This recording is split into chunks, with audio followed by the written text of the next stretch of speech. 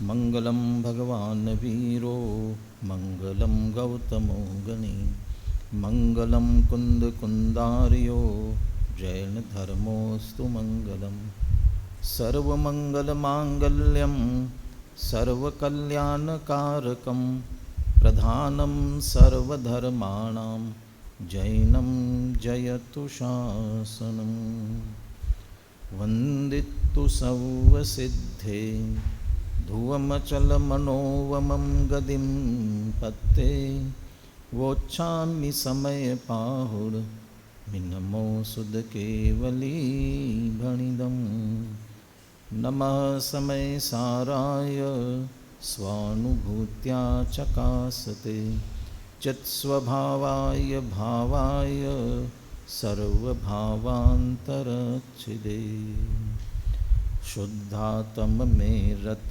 रहो यही श्रेष्ठ आचार शुद्धात्म की साधना कहीं निर्जरासार।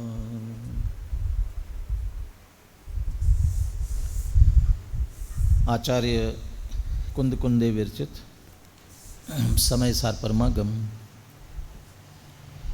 और आचार्य अमृतचंद्र कृत इसकी आत्मख्याति टीका।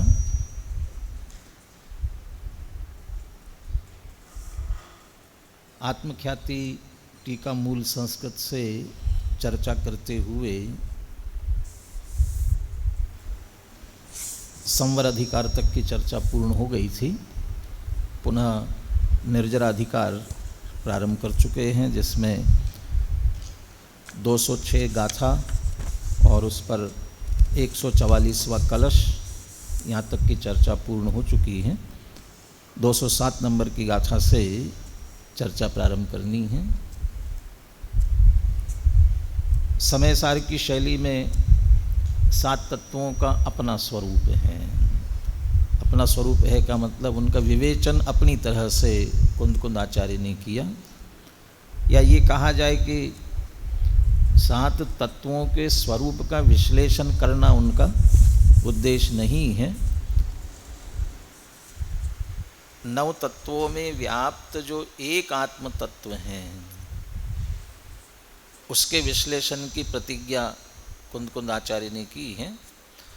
इसलिए अधिकारों के नाम कदाचित तत्वों के नाम पर हो, लेकिन मुख्य उद्देश्य उस तत्व के माध्यम से शुद्ध आत्मा का निरूपण करना ही मुख्य उद्देश्य रहा है।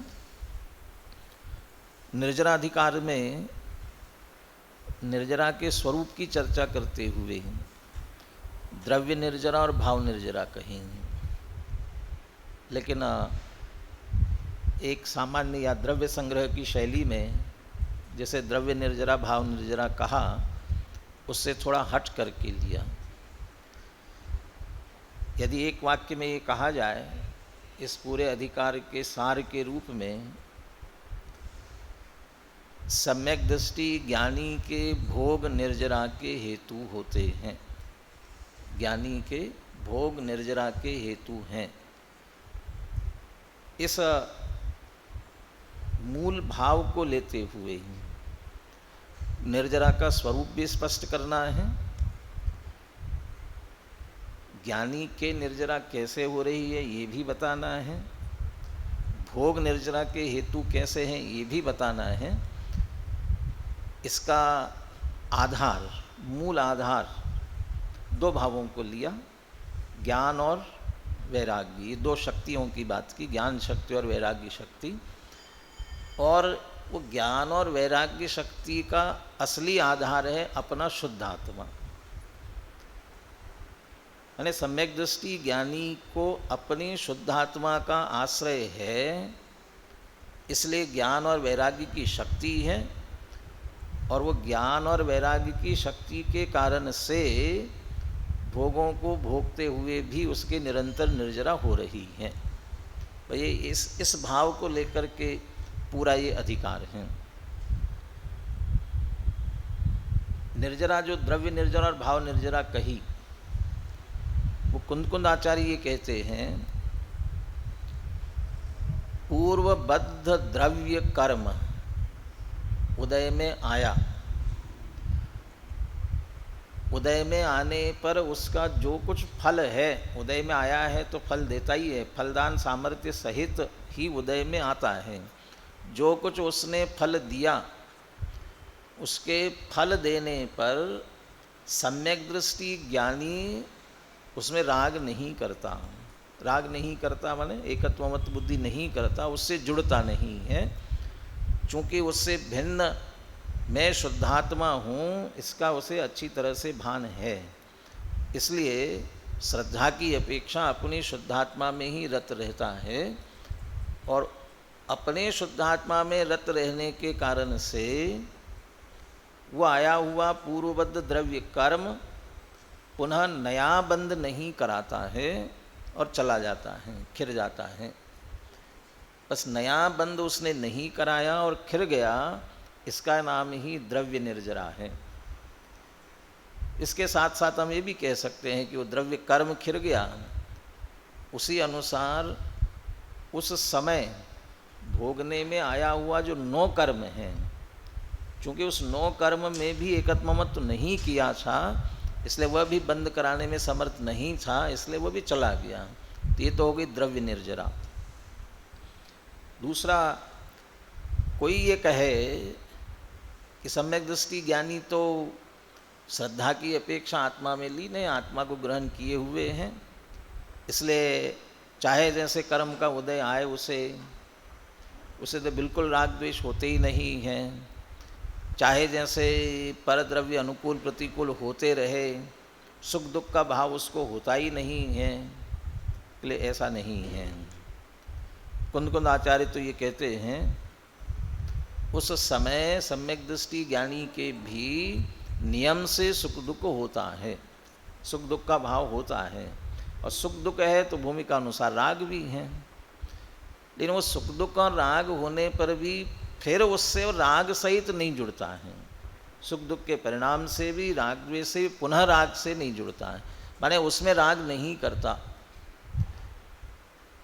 शुभ अशुभ बंद के फल मजार, रति अरति करे निज पद विसार, ये जो बंद तत्व संबंधी भूल कही है, या फिर ये कहा पुण्य पाप फल माहे हरख विलखो मत भाई, ये जो ज्ञानी को ख्याल में है, इसलिए सुख अच्छा और दुख बुरा, इस तरह की सुख दुख में या रागादि परिणाम हुए हैं उनमें हेयोपादेय की बुद्धि नहीं होती है, बल्कि ये परिणाम मैं नहीं हूँ, मेरे नहीं हैं, मैं इनका कर्ता भोक्ता नहीं हूँ, इस प्रकार से उनसे अलिप्त ही रहता है।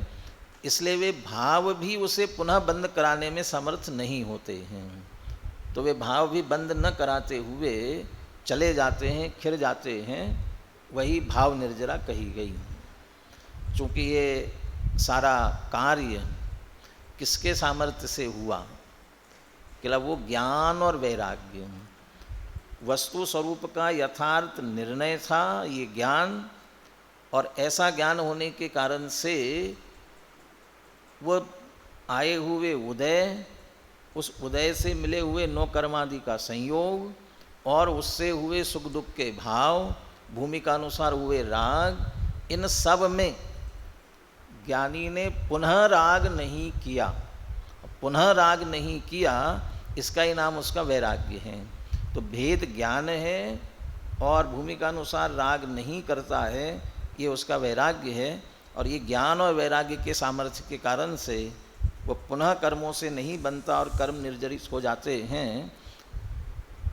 वो जो राग नहीं कर रहा है, परंतु अनुकूल प्रतिकूल जो परिस्थिति हुई उसे भोगता है, बिना भोगे छूटता ही नहीं, भोगता है, और भोगने पर भी उसे बंद नहीं होता। ये इसको लेकर के भोग निर्जरा के हेतु है कहा गया। संक्षेप में जो प्रारंभ में चर्चा की, उसी बात को फिर विस्तार से लेते हुए ज्ञान और वैराग्य, 206 नंबर गाथा की जो चर्चा वहाँ तक हुई, मुख्य रूप से इस बात पर जोर दिया गया, ज्ञान ही एकमात्र मुक्ति का कारण है। ज्ञान के अलावा और कोई दूसरा मुक्ति का कारण नहीं है। ज्ञान ही अपना स्वरूप है। भले ही उसके मति श्रुतावधि मन प्रे केवल ज्ञान ऐसे भेद होते हो, लेकिन वे सब भी वास्तव में एक ज्ञान पद को ही, ज्ञान स्वभाव को ही हमारे प्रदर्शित करते हैं, व्यक्त करते हैं। और वह ज्ञान स्वभाव, उस ज्ञान स्वभाव का आश्रय करना वही एकमात्र मुक्ति का कारण है। और इस बात को कहते हुए बहुत दृढ़ता के साथ, कठोर शब्दों के साथ, क्रियाकांड से मुक्ति की प्राप्ति नहीं होती है। वह क्रियाकांड भले ही अन्य मत प्ररूपित हो, चाहे जिन मत प्ररूपित हो, जिनवाणी में कहे गए हों, ज्ञान का आश्रय है नहीं और क्रियाकांड कर रहा है, बल्कि ज्ञान के आश्रय के साथ भी क्रियाकांड, वो भी कारण नहीं बनता है। जिनवाणी में प्रतिपादित है वह ज्ञान के आश्रय के साथ वाले को ही कहा गया है, तब भी वह वास्तव में कर्म की निर्जरा का, मुक्ति का कारण नहीं है। एकमात्र ज्ञान ही मुक्ति का कारण है। 143वें कलश में, 142वें कलश में है, 142वें कलश में अंत में चर्चा ली थी। साक्षान मोक्ष इदम निरामय पदम संवेदमानम स्वयं ज्ञानम ज्ञान गुणम बिना कथमपि प्राप्तुम क्षमन्ते नहीं। मुक्ति ज्ञान स्वरूप है। ज्ञान शरीरी त्रिविध कर्ममल वर्जित सिद्ध महंता। ज्ञान शरीरी, ज्ञान स्वरूप है, और ज्ञान स्वरूप होने के कारण से ज्ञान गुण के बिना, ज्ञान के बिना उसे प्राप्त नहीं किया जा सकता। और 143वें कलश में जो भाव लिया उसका पद्यानुवाद इस प्रकार से है। क्रियाकांड से ना मिले यह आत्म अभिराम, ज्ञान कला से सहज ही सुलभ आत्मा राम। अतः जगत के प्राणियों छोड़ जगत की आस, ज्ञान कला का ही अरे करो नित्य अभ्यास। तो ये ज्ञान के सामर्थ्य पर, भेद विज्ञान पर इस प्रकार से जोर दिया था।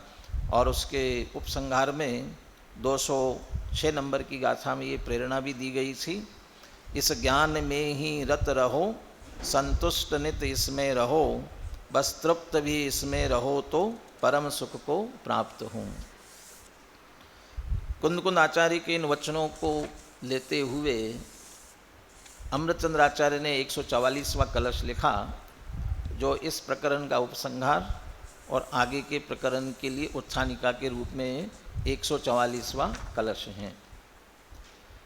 जैसा वो ज्ञान की जो बात कर रहे हैं, ज्ञान के बिना मुक्ति की प्राप्ति नहीं होती है, वो ज्ञान का तात्पर्य वहाँ ज्ञान स्वभावी आत्मा से है, शुद्ध आत्मा से है। इसलिए वो शुद्ध आत्मा की महिमा की गई। अचिंत्य शक्ति स्वयमेव देव, चिन्मात्र चिंता मणिरेश यस्मात्, सर्वार्थ सिद्धात्मतया विधत्ते ज्ञानी के मन्यस्य परिग्रहेण। ज्ञानी ने अच्छी तरह से ये जान लिया, ज्ञान कर लिया कि मैं अचिंत्य शक्ति का धारक, चैतन्य चिंतामणि, स्वयं ही देव हूँ। और वह देव कैसा है?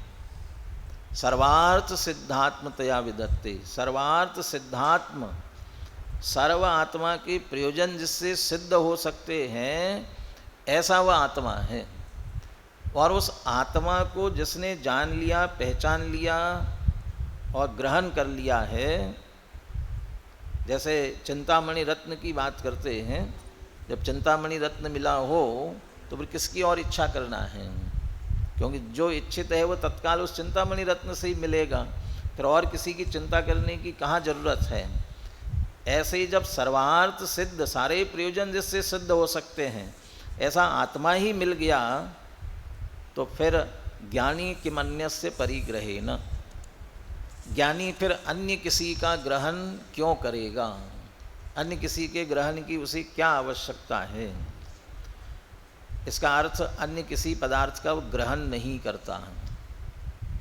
अब ग्रहण नहीं करता तो कौन से ज्ञानी की बात चल रही है? ये तो चौथे गुणस्थानवर्ती ज्ञानी की मुख्यता से बात हो रही है। अब चौथे गुणस्थानवर्ती ज्ञानी है और पर द्रव्य का ग्रहण नहीं करता है, अन्य का ग्रहण नहीं करता, ऐसा कैसे कहा जा सकता है? सबसे अधिक परिग्रह ग्रहण करने वाले चक्रवर्ती 6 खंड का राज्य इतना परिग्रह ग्रहण करते हैं, असम्यक दृष्टि है, फिर वह ग्रहण नहीं करता है का तात्पर्य क्या है? ये श्रद्धा के आधार से जो प्रारंभ से बात चलती आ रही है ज्ञान और वैराग्य की, तो ज्ञान की चर्चा यहाँ तक की गई, अब उसके वैराग्य की, उससे वह अलिप्त कैसे हैं? श्रद्धा के स्तर पर उसके अंदर में परद्रव्यों के प्रति क्या निर्णय है, और वह श्रद्धा के बल पर ही राग से नहीं जुड़ता है। तो श्रद्धा के बल पर कह रहे राग से नहीं जुड़ता है का अर्थ क्या? सम्यक दर्शन होने के कारण से अनंतानुबंधी का राग उसे होता ही नहीं है। अनंतानुबंधी राग उन पदार्थों के प्रति होता ही नहीं है, यही उसका वैराग्य है। फिर अपनी भूमिका बढ़ाते हुए, ज्ञान के सामर्थ्य को बढ़ाते हुए, अपनी शुद्धात्मा की रुचि, शुद्धात्मा का आश्रय, शुद्धात्मा की लीनता बढ़ती है और राग टूटता जाता है। फिर वो और वैराग्य की वृद्धि उसकी निश्चित रूप से होती है। लेकिन इन सब के आधार के रूप में, चूँकि भाव सहित क्रिया की जाए तो अधिक कार्यकारी होती है, और भाव के बिना किया जाए तो उसका कोई असर ही नहीं होता है। लोक में बहुत ये कहा जाता है, आचरण तुम्हारा ठीक नहीं, कल्याण तुम्हारा कैसे हो। आचरण तुम्हारा ठीक नहीं, कल्याण तुम्हारा कैसे हो। लेकिन उसके पहले ये कहना चाहिए, विचार तुम्हारे ठीक नहीं, आचरण तुम्हारा कैसे ठीक हो।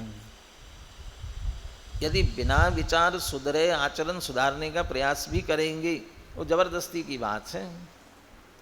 उस आचरण के लिए विचार का आधार नहीं हो, क्यों मैं ऐसा आचरण कर रहा हूँ, क्यों कर रहा हूँ, वो समझ कर यदि नहीं कर रहा है वो छोड़ देगा, छूट जाएगा।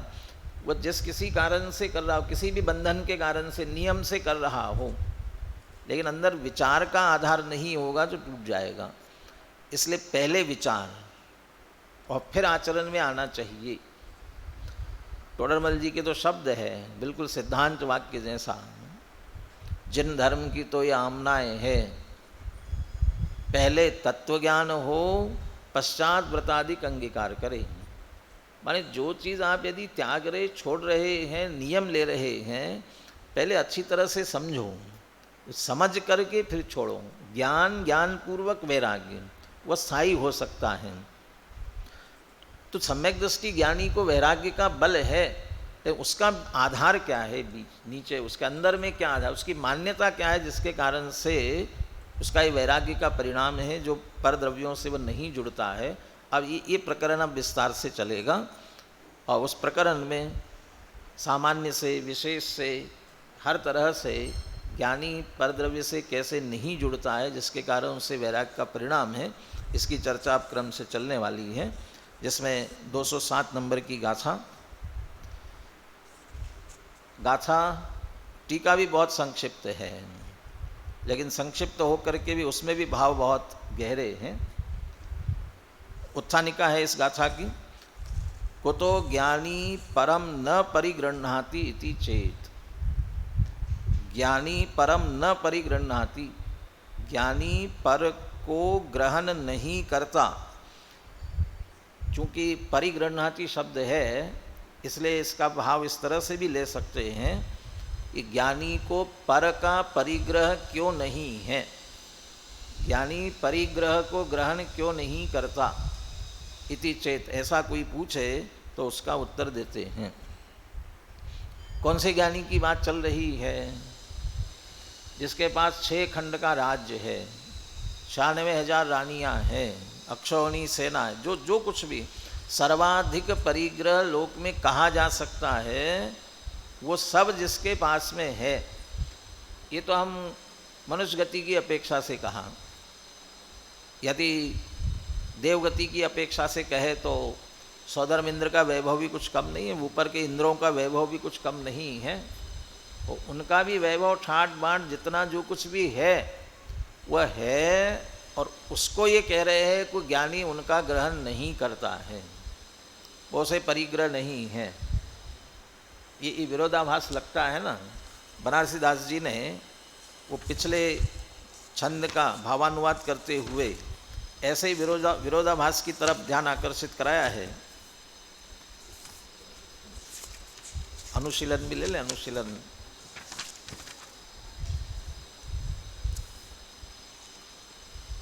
दो 221 पेज पर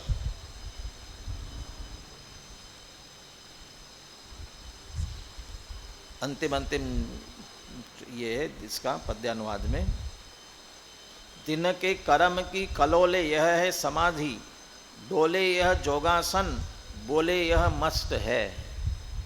वो सम्यक दृष्टि ज्ञानी के लिए कह रहे हैं। दिन के कर्म की कलोले यह है समाधि, चाहे जैसे कर्म का उदय आवे और कर्म के उदय में आने पर होने वाली परिस्थितियां होवे, अनुकूल प्रतिकूल दोनों तरह की, और अनुकूल प्रतिकूल उन परिस्थितियों में चाहे परिशह हो और चाहे उपसर्ग हो, और जो कुछ भी वह अनुकूल प्रतिकूल परिस्थितियां बन रही है वो निश्चित रूप से कर्म के उदय के अनुसार हैं। ये तो परिशह उपसर्ग हो रहे हैं, ये नियम से अघाती कर्म जनित मुख्यता से हैं। लेकिन कदाचित राग द्वेष संबंधी परिणाम भी अंदर आ रहे हों। अनंतानुबंधी चली गई, अप्रत्याख्यान का तीव्र उदय हो रहा हो, अप्रत्याख्यान के तीव्र उदय से कुछ राग द्वेष के परिणाम अंदर आकुल व्याकुल कर रहे हों, वो अंदर हो रहे हो चाहे बाहर हो रहे हो, उस सब को सहज आत्मा के स्वभाव से भिन्न जान करके स्वरूप में स्थिर रहते हैं। चारित्र मोह जनित परिणाम से कदाचित स्थिर नहीं रह पाए तो श्रद्धा की दृष्टि से तो स्थिर रहते हैं, और वो श्रद्धा की दृष्टि से स्थिर रहते हैं, इसको कह रहे कि समाधि में है वो। तिनके कर्म की कलोले यह है समाधि, ये उनकी समाधि है। डोले यह जोगासन, हमें घूमते फिरते हुए दिख रहे हैं, और घूमते फिरते हुए दिख रहे हैं तो भी वो योग में हैं, स्वरूप में लीन है। अब बोले यह मस्त है, बोलते हुए दिख रहे हैं लेकिन मस्त वाले मौन हैं, बोलते हुए भी मौन हैं। ये जैसे विरोधाभास है, ऐसे यहाँ विरोधाभास कह रहे हैं। बाहर से उस ज्ञानी सम्यक दृष्टि का आपको परिग्रह दिखेगा, और सारा जगत भी कहेगा कितना परिग्रह है, बहुत परिग्रह है, लेकिन ज्ञानी ग्रहण करता ही नहीं है, ज्ञानी का परिग्रह है ही नहीं। तो ऐसा कैसे, क्यों ऐसा है, इसकी चर्चा 207 नंबर की गाथा में कर रहे हैं। गाथा पढ़ते हैं। को नाम भणे जबु हो पर दौवम ममयम हवदि दौवम अप्पाणमप्पणो परिगहम तुनियदम वियाणंतो आत्मा ही आत्मा का परिग्रह यह जान कर पर द्रव्य मेरा है बताओ कौन बुद्ध ऐसा कहे। आत्मा ही आत्मा का परिग्रह यह जानकर कौन बुद्ध ऐसा कहे। बुद्ध बुद्धिमान सम्यक दृष्टि ज्ञानी कौन ऐसा कहेगा कि परद्रव्य मेरा है, और ऐसा कह करके उस परद्रव्य को कौन ग्रहण करेगा। अब कौन ग्रहण करेगा, ऐसा तो एक सामान्य बात कह दी यहाँ पर। कौन ऐसा करेगा, ये कोई नहीं करेगा, और जगत के जीव ऐसा करे न करे, परद्रव्य को ग्रहण न करे। लेकिन कुंद कुंद आचार्य अगली गाथा से कहने वाले हैं, भैया मैं तो ग्रहण नहीं करूँगा, मैं तो इनको ग्रहण नहीं करता हूँ। तो अपने ऊपर घटित करते हुए फिर सामान्य और विशेष से आगे विस्तार से इसकी चर्चा करेंगे। यहाँ परिग्रह शब्द का प्रयोग किया गया, परिग्रह, लेकिन यहाँ जो परिग्रह शब्द है उसका अर्थ एक प्रचलित परिग्रह है वो नहीं है। तो प्रचलित परिग्रह नहीं तो फिर है क्या। इसके लिए पहले वो परिग्रह शब्द का अर्थ समझते हैं, फिर गाथा की चर्चा करते हैं। मूल ग्रंथ हो तो इसमें नीचे नीचे संस्कृत टीका दी उसके बाद में। इस गाथा के संदर्भ में दो बातें विशेष जानने योग्य हैं। मिला सबको? पहली बात तो यह है कि यहाँ परिग्रह का अर्थ मूर्छा या संयोगी पदार्थ नहीं है। क्यों? इन्हीं को परिग्रह कहा जाता है ना। मूर्छा परिग्रह, अब मूर्छा तो ममत्व परिणाम, या फिर धन संपत्ति वैभव 10 प्रकार का जो बाह्य परिग्रह है उसको परिग्रह कहा जाता है। लेकिन यहाँ दोनों ही अर्थ नहीं है, क्योंकि अपना आत्मा स्वयं के लिए, क्योंकि आत्मा को आत्मा का परिग्रह कहा गया ना। आत्मा आत्मा का परिग्रह, तो आत्मा आत्मा का परिग्रह है। तो जो अपना आत्मा है, अपना आत्मा स्वयं के लिए न तो संयोगी पदार्थ ही है, न ज्ञानी को उसमें मूर्छाई होती है, ज्ञानी को अपनी आत्मा में तो, और आत्मा का परिग्रह ज्ञानी को है। तो फिर अर्थ क्या करना परिग्रह का? यहाँ तो परि माने चारों ओर से, ग्रह माने ग्रहण करना है। परि समन्तात ग्रहणम, चारों ओर से ग्रहण करना। इस व्युत्पत्ति के अनुसार किसी वस्तु को चारों ओर से ग्रहण करना ही परिग्रह है। चारों ओर से ग्रहण करना, यह आत्मा अपने आत्मा को चारों ओर से ग्रहण करता है, ग्रहण किए रहता है। इसलिए यह कहा गया है कि निज आत्मा ही आत्मा का परिग्रह है। अपने आत्मा को ही निज रूप जानना मानना ही चारों ओर से ग्रहण करना है। आत्मा आत्मा का परिग्रह है। परिसमन्तात ग्रहणम, इसका नाम परिग्रह। चारों ओर से ग्रहण करने के दो अर्थ लेना। चारों ओर से ग्रहण करने के, किसी वस्तु का निर्णय करने के लिए, जैसे लोक में भी किसी जगह का निर्णय करना हो तो उसके चारों दिशाओं की सीमा बांधी जाती है। इसके पूर्व में क्या है, इसके पश्चिम में क्या है, दक्षिण में क्या है, उत्तर में क्या है। और ये निर्णय करने के बाद जब ये निर्णय हुआ तो ये जगह निश्चित हो जाती हैं। किसी प्लॉट की रजिस्ट्री भी करानी हो तो इसमें चारों ओर की दिशाएं उसमें लिखी जाती हैं। और ये प्लॉट है, ऐसा निर्णय करते हैं।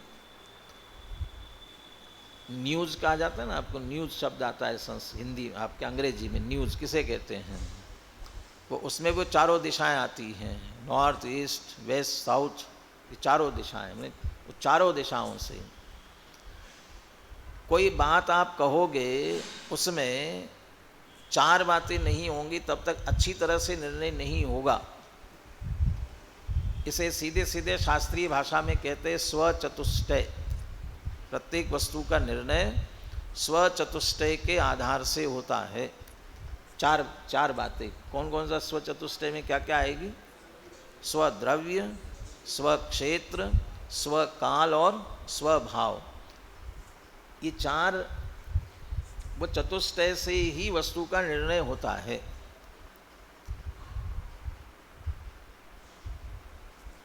परम भाव प्रकाशक नए चक्र, उसमें यहाँ जहाँ स्वचतुष्टय की चर्चा आई है, क्योंकि 47 नयों में अस्तित्व नास्तित्वादी नए भी आए और स्वचतुष्टय से अस्ति है, पर चतुष्टय से नास्ति है, तो उसमें वो उस स्वचतुष्टय से निर्णय होता है। इसके लिए दृष्टांत दिया, क्योंकि उस समय राजीव गांधी प्रधानमंत्री थे, इसलिए वही उदाहरण लिया गया था।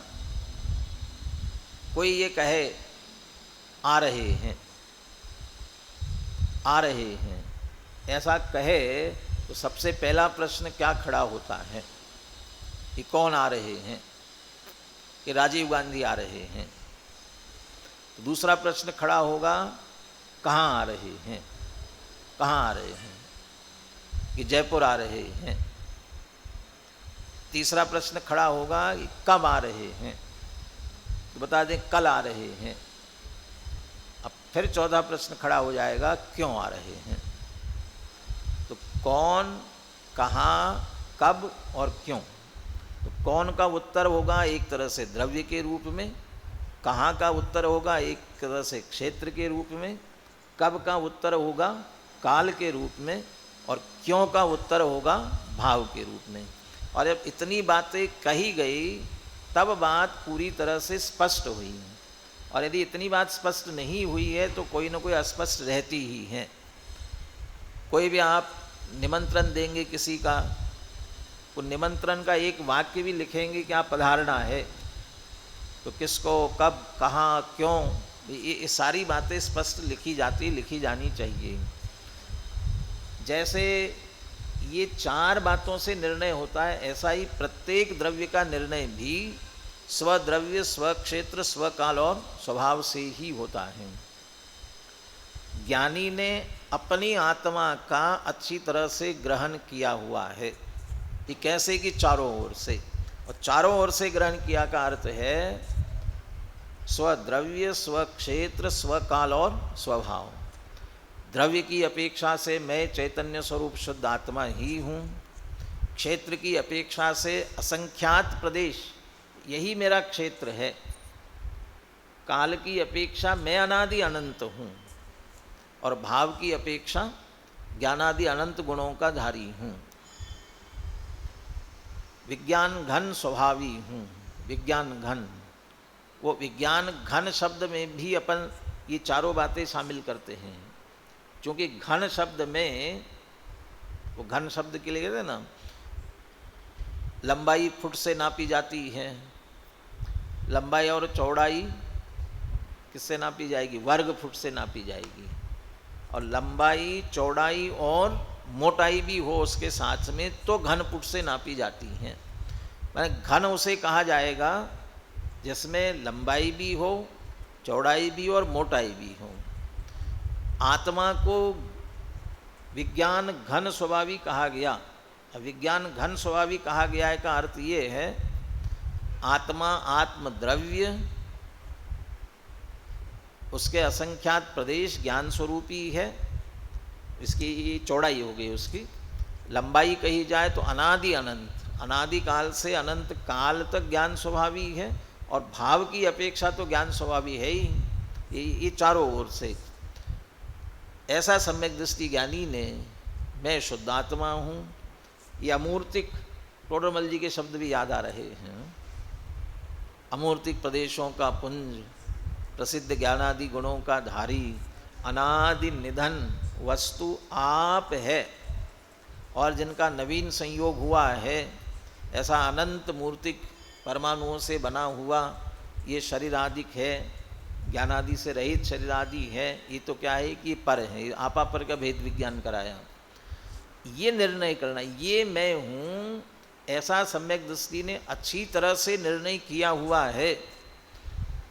वह स्वद्रव्य, स्वक्षेत्र, स्वकाल, स्वभाव की सीमा में रंच मात्र भी पर का प्रवेश नहीं करता है। द्रव्य, क्षेत्र, काल, भाव किसी में भी रंच मात्र भी पर का प्रवेश नहीं करता है। सम्यक दर्शन की विभिन्न परिभाषाओं के बीच एक परिभाषा की चर्चा इस रूप में भी आती थी, अस्थि की मस्ती उसका नाम सम्यक दर्शन। अस्थि की मस्ती उसका नाम सम्यक दर्शन।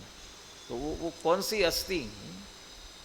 सदैव सर्वम को निच्छेद स्वरूपादि चतुष्टयात्। स्वरूप आदि से मेरी अस्थि है। ये स्वद्रव्य, ये स्वक्षेत्र, ये स्वकाल, ये स्वभाव, इसकी अपेक्षा से ये मेरी अस्थि है।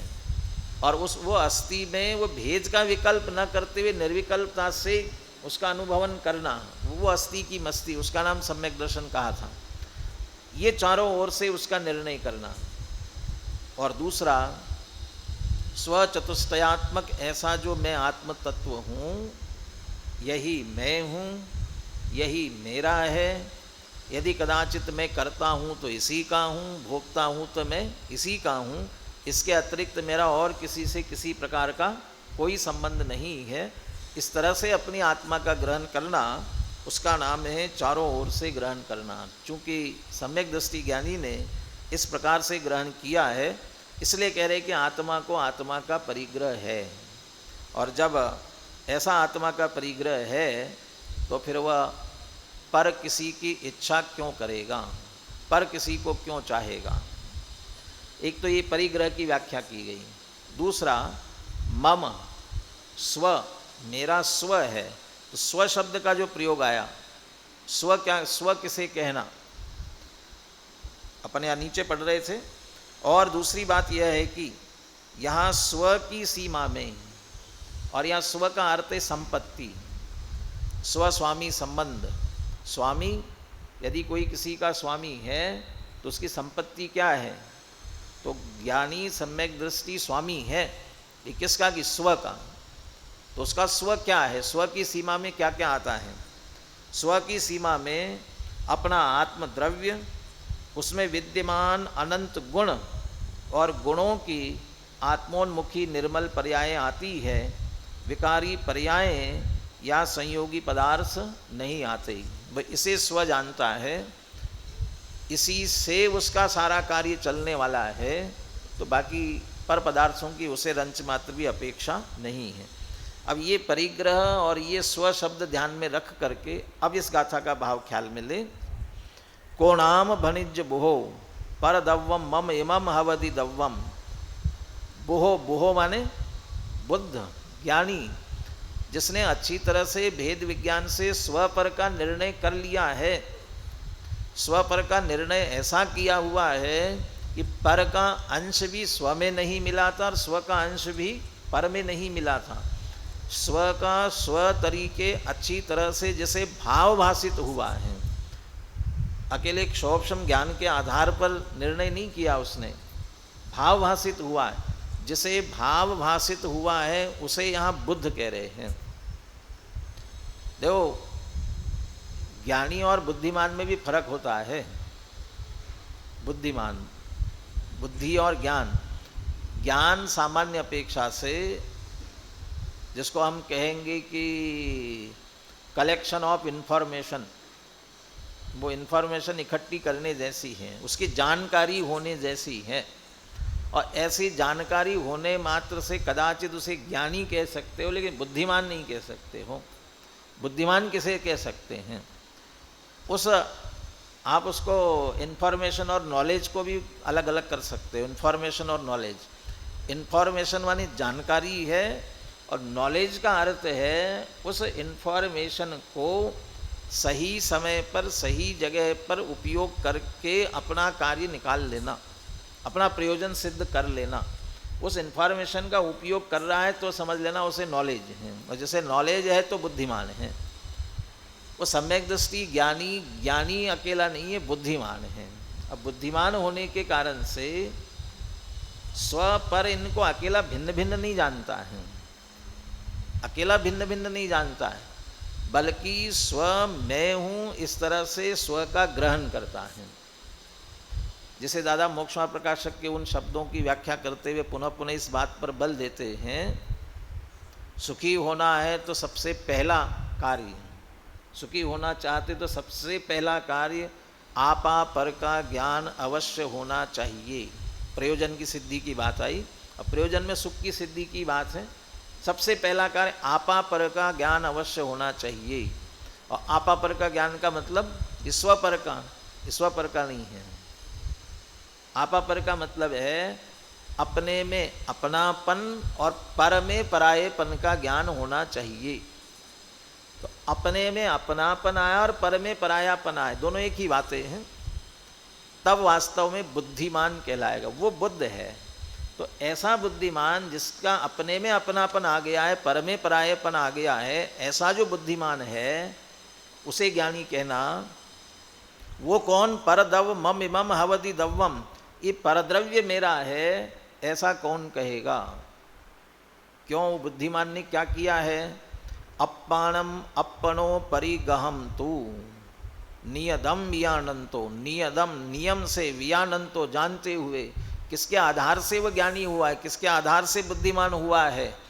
आत्मा ही आत्मा का परिग्रह है ऐसा जानता हुआ। आत्मा को यदि ग्रहण करने लायक कुछ है तो आत्मा ही है, इसके अलावा और कुछ नहीं है, ऐसा जिसने अच्छी तरह से जान लिया। ऐसा जानने के कारण से बुद्धिमान है, उसने अपने में अपनापन कर लिया है, तो पर द्रव्य मेरा है ऐसा कौन कहेगा? कहेगा अर्थ मानेगा। कहने को तो सम्यक दृष्टि ज्ञानी भी कहते ही हैं। चक्रवर्ती भी अपने आप को 6 खंड का अधिपति जानता है और कहता है। वो मानने वाली बात जो है चारित्र मोह की अपेक्षा मानता कहोगे भी तो दिक्कत नहीं है, लेकिन श्रद्धा के लेवल पर रंच मात्र भी उसमें अपना नहीं जानता नहीं मानता, उसी को यहाँ कह रही कि कौन कहेगा, कौन ज्ञानी कहेगा ये परद्रव्य मेरा है। गाथार्थ पढ़ता हूँ, फिर एक बार अपन गाथा पद्यानुवाद पढ़ करके, बहुत छोटी सी टीका है उसे भी अपन पूरा करेंगे। अपने आत्मा कोई नियम से अपना परिग्रह जानता हुआ, परिग्रह का अर्थ अपन ने पहले कर लिया, चारों ओर से ग्रहण किया। मैं स्वचतुष्टयात्मक चैतन्य स्वरूप आत्मा हूँ, मैं ही मेरा करता धरता, मुझ में पर का कुछ काम नहीं। ये सब तरफ से अपने आप को ग्रहण किया, यही मैं हूँ। ये एक बात उस पर अपन ने जोर नहीं दिया, पुनः ध्यान दे उस पर। अंतिम पंक्ति थी नीचे परिग्रह के अर्थ में, अपने आत्मा को ही निज रूप जानना मानना, ये चारों ओर से ग्रहण करना है। श्रद्धा ज्ञान से चारित्र की गौणता कर दी। क्यों चारित्र की गौणता कर दी? क्योंकि सम्यक दृष्टि ज्ञानी सदैव लीन रहता नहीं है, उसका उपयोग बाहर आता है। वो बाहर आता है तब भी आत्मा का ही उसे परिग्रह है, तब भी आत्मा का ग्रहण है श्रद्धा की अपेक्षा। तो अपने को निज जानना मानना, तो श्रद्धा ज्ञान से अपनी आत्मा का ग्रहण किया है, इसका नाम परिग्रह। तो जिसने अपने आत्मा को ही नियम से अपना परिग्रह जानता हुआ, कौन सा ज्ञानी यह कहेगा कि यह परद्रव्य मेरा है? कौन सा ज्ञानी कहेगा? ढूंढ के लाओ ऐसा कोई ज्ञानी एकांत। ये कहने का तात्पर्य ऐसा ही होता है, अर्थात ज्ञानी तो कोई भी ऐसा न कहेगा न मानेगा, और जो जो कहता और जानता है मानता है ऐसा वो कौन है? वो ज्ञानी नहीं हो सकता, और नियम से अज्ञानी है। बोले एक बार और गाथा और पद्यानुवाद। को नाम बने जबु हो परदौवम मम इमं भवदि दौवम अप्पाणमप्पणो परिगहं तुनियदं वियाणन्तो आत्मा ही आत्मा का परिग्रह जान कर परद्रव्य मेरा है बताओ कौन बुद्ध ऐसा कहे। टीका में सिर्फ दो बातों की तरफ ही विशेष ध्यान दिलाया है। ज्ञानी परद्रव्य को अपना क्यों नहीं कहता है? क्योंकि उसे स्व क्या है इसका निर्णय है, और स्व क्या है इसका निर्णय वो किसके आधार से उसने किया है, जिसके कारण से वह परद्रव्य को रंच मात्र भी अपना नहीं कहता। यतो ही ज्ञानी, चूंकि ज्ञानी क्या करता है? यो ही यस्य स्वभावः स तस्य स्व स तस्य स्वामी, जो जिसका अपना भाव है, निज भाव है। अब अपन भाव को ही स्वभाव कहते हैं। जो जिस द्रव्य के अपने गुण है, स्वभाव है, शक्ति है, धर्म है, और क्या रह गया, गुण पर्याय हैं अपनी अपनी, वो जो उसकी जो अपनी अपनी वह भाव स तस्य स्व, वह उसकी संपत्ति है, उतनी उसकी संपत्ति, उतनी ही उसकी संपत्ति है।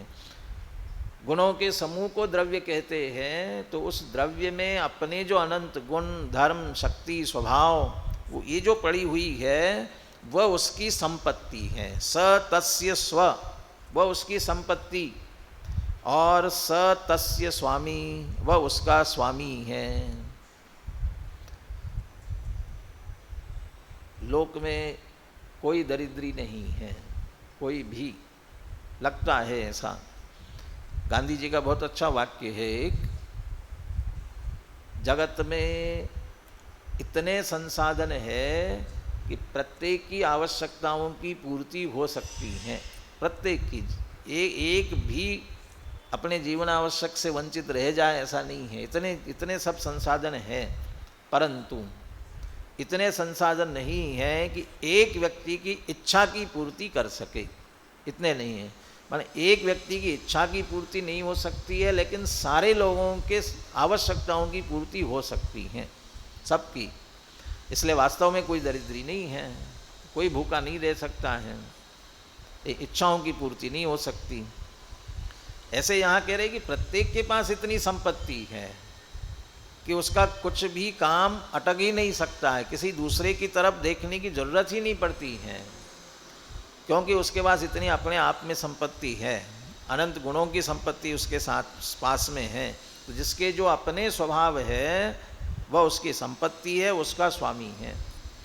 ये जो वस्तु स्वरूप है, इस वस्तु स्वरूप को इति खरतर तत्व दृष्टि अवस्तंभात, खरतर तत्व दृष्टि के अवलंबन से यो ज्ञानी, चूंकि ज्ञानी ने खरतर तत्व दृष्टि के अवलंबन से ये निर्णय किया है। खरतर तत्व दृष्टि का मतलब क्या? अन्योनम अनतिरिक्तम याथा तथ्यम विनाच विपरीता निस्संदेहम यो वेद तद ज्ञानम आगमिना। समन भद्राचार्य ने कहा ना, माने जैसा याथा तथ्यम, जैसा है वैसा, विनाच विपरीतात, बिना विपर्य के, अन्यून, अनतिरिक्त, अन्यून माने जितना उससे कम नहीं, अतिरिक्त माने उससे अधिक नहीं, और विनाच विपरीतात कि याथा तथ्यम, जैसा है वैसा, बिल्कुल बिना मिलावट के। उत्तम चंद जी इसको इस रूप में कहते थे, बी वाइज, वाइज माने होशियार बनो, बुद्धिमान बनो, वाइज, और बी वाइज, वो तीन बातें कहते थे, न अदरवाइज, न ओवरवाइज, न अंडरवाइज। अदरवाइज माने मैं कहते हैं ना, मैं बात कह रहा हूँ लेकिन मेरी बात को अदरवाइज मत लेना, मैं जिस भाव से कह रहा हूँ उसी भाव से लेना, दूसरा अर्थ उसमें से नहीं निकालना, मैं विपरीतता मत लेना उसमें से। ना ओवरवाइज, जितना कह रहा हूँ उतना समझना, उससे ज़्यादा मत लेना, और अंडरवाइज माने उससे नीचे नहीं लेना। तो क्या करना? बी वाइज, जैसा, याथा तथ्यम, अन्यूनम अनतिरिक्तम विनाच विपरीता, जैसा है वैसा। ये खरतर तत्व दृष्टि है, खरतर तत्व दृष्टिया। और टोडरमल जी के अनुसार कहे तो पर का अंश भी अपने में नहीं मिलाना और अपना अंश भी पर में नहीं मिलाना। नवी अच्छी मध्य किंचिवे अन्नम परमाणु में तम्पी, बिल्कुल ऐसा, स्व का स्व तरीके, पर का पर तरीके, अच्छी तरह से ये निर्णय। खरतर तत्व दृष्टि, तत्व दृष्टि, तस्य भावः तत्वम, राग का परिणाम उत्पन्न हो रहा है, शुभ राग का, उत्कृष्ट शुभ राग का, स्वद्रव्य के चिंतनात्मक विकल्प चल रहा है। ये विकल्प का परिणाम किसका? क्या विकल्प का परिणाम मेरा स्वरूप है कि नहीं? ये विकल्प का परिणाम चल रहा है। ये कौन सा तत्व? ये विकल्प का परिणाम चल रहा है, अपने स्वद्रव्य के संदर्भ में विकल्प का, भेद रूप विकल्प चल रहा है। ये कौन सा तत्व? ये आश्रव तत्व है, ये बंध तत्व है। मैं अपनी आत्मा में लीन हो गया, निर्मल पर्याय प्रकट हो गई, अब ये कौन सा तत्व? ये संवर निर्जरा तत्व है। पूर्ण निर्मलता प्रकट हो गई, ये मोक्ष तत्व है। अभी भी मैं नहीं हूँ इसमें, तो मैं कौन? वो जीव तत्व, वो मैं। ये बराबर तत्व का खरतर तत्व दृष्टि अवस्तंभात, खरतर तत्व दृष्टि के अवलंबन से क्या निर्णय करता है? आत्मानम आत्मना परिग्रहं तो नियमेन विजानाति, आत्मा को आत्मा का ही परिग्रह है ऐसा नियम से जानता है। आत्मा को आत्मा के अलावा अन्य कोई दूसरा परिग्रह ही नहीं है। क्यों परिग्रह नहीं है? अभी मैंने चर्चा करते हुए चारों ओर से इसकी बात करते हुए विज्ञान घन कहा था। विज्ञान घन, घन में चौड़ाई है, लंबाई है, मोटाई है, सब बातें, चारों बातें हैं। दूसरा घन का अर्थ क्या किया जाता है? ठोस। लोहार का घन होता है ठोस, ऐसा ठोस होता है कि उसमें कील ठोकने की भी कोशिश करेंगे तो कील मुड़ जाएगी, अंदर प्रवेश नहीं करेगी। ऐसा ही आत्मा ज्ञान का घन पिंड है, ठोस है। और ठोस है, उसमें अन्य कोई प्रवेश ही नहीं कर सकता। तो प्रवेश नहीं कर सकता तो ग्रहण कैसे कर सकेगा? ग्रहण नहीं हो सकता किसी अन्य का। तो स्वभाव में अन्य किसी का ग्रहण नहीं होता है तो आत्मा आत्मरूप ही रहता है, इसलिए अन्य का ग्रहण कर ही नहीं सकेगा, इसलिए आत्मा को आत्मा का ही परिग्रह है।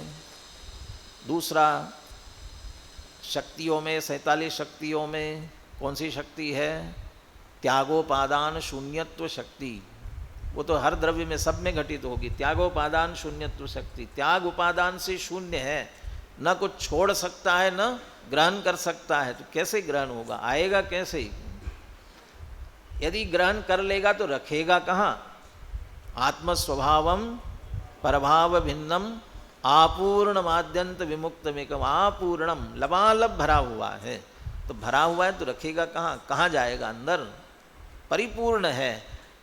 ये ज्ञानी ने खरतर तत्व दृष्टया अवस्तंभात, ये खरतर तत्व दृष्टि, वो खरतर शब्द का क्या अर्थ किया जाए?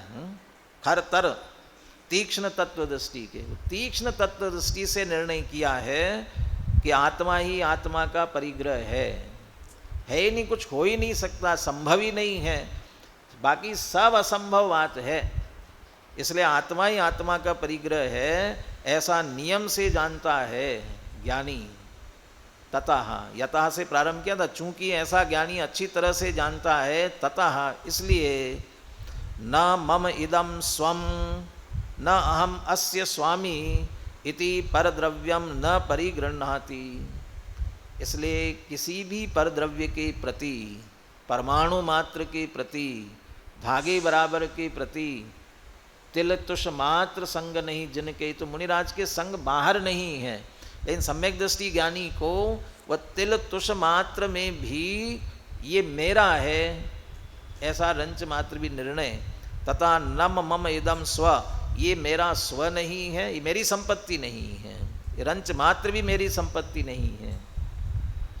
उसके लक्ष्य से उत्पन्न हुआ राग का परिणाम मेरा नहीं है, उसके लक्ष्य से उत्पन्न हुआ, मेरे अंदर उत्पन्न हुआ राग का परिणाम वह मेरी संपत्ति नहीं है, तो उस राग से जुड़ा हुआ पर पदार्थ मेरी संपत्ति कहाँ से हो सकती है?